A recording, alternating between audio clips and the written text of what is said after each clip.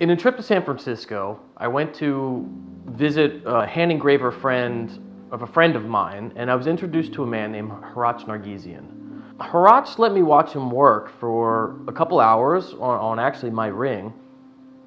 I've seen hand engraving before, but I really had no idea how it was done. And as soon as I saw it, I fell in love. I was hooked. I loved it. At that point in time, he told me that he didn't take apprentices anymore, but he was going to teach a class in Virginia Beach. I had no idea really the impact that it was going to make on my career. The class was an ornamental jewelry engraving class, and it was hand push, it was all manual, and there really was no shortcutting the class.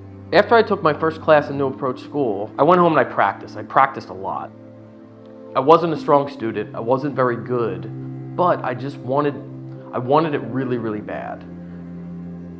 Every night I had a full-time job as a professional jeweler. I'd work for my family's jewelry store, full 40-hour work weeks, and then afterwards I'd go home and I'd sit in the basement, and I would just practice cuts, really.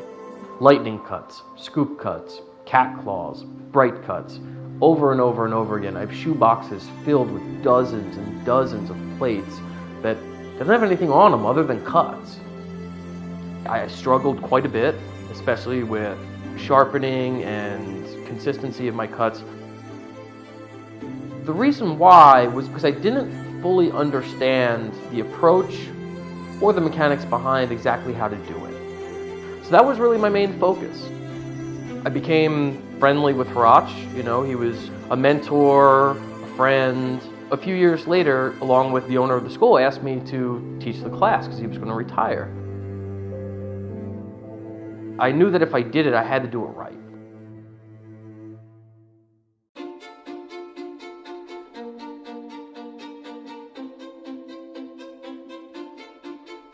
The issue that I saw really that inspired the class and the video following is that there really isn't any information on hand push ornamental engraving. The cuts that I teach, the arrangements that I make, they're all based on a 100-year-old technique. You can actually examine antique jewelry and literally decode how they did it based on the cuts that I taught. Everything that you see in this video is exactly what I learned from Hratch. Literally walking through cut by cut, direction by direction, angle by angle, through the whole process.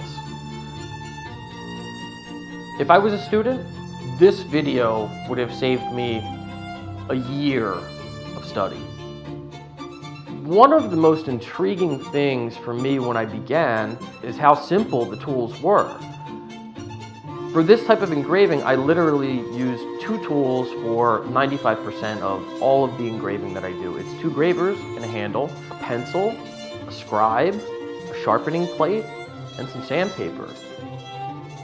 There are very few businesses that you can ever get involved in that require an investment that's such a small amount. It's an extremely rewarding career. You're producing something, you're making something in the end. It's real, it's tangible. There isn't anything in this world that I would rather do other than hand sculpt precious metals. It's almost like a Zen meditation type thing. It's a novel that you pick up that you just can't put down. You just keep going and going and going. There are many times when I sit down and I start working, and I look up and 12 hours went by, and I had no idea I was sitting there that long. One way or another, I was going to be an engraver. Whether I liked it or not, it was going to happen.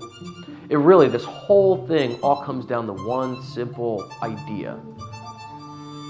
How bad do you want it?